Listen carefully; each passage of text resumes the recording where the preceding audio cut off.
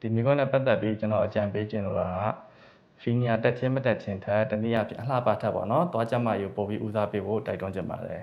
တနည်းပြောရမယ်ဆိုလို့ရှိရင်ဗီနီယာလောက်တယ်ဆိုတာကပုံမလှပတဲ့အပြုံးပေါ်ဆောင်ပေးတဲ့ aesthetic treatment တစ်ခုပါပဲသွားရောက်ကကုသပေးတဲ့ treatment မျိုးမဟုတ်ဘူးနော်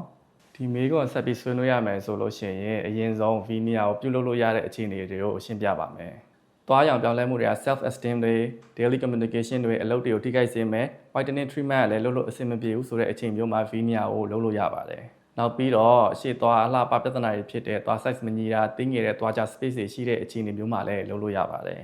အဲ့ဒီလို Venia လုပ်ဖို့လူနာရဲ့သွားနေကြတွင်ကြားမှာဖို့အတွက်ရေရှည်ထိန်းသိမ်းနိုင်ဖို့အတွက်ပုံမှန် dental check up တွေလုပ်သင့်ပါတယ်မလုပ်တဲ့အခြေအနေတွေကတော့တဖုံးနဲ့သွားမြင့်မကျန်းမာတဲ့လူတွေသွားကျွေးလွှာကြက်ခိုင်မှုအားနေတဲ့လူတွေသွားတွေထပ်ပြီးတော့သွားကူတာမှုခံယူဖို့လိုအပ်တဲ့လူနာတွေနဲ့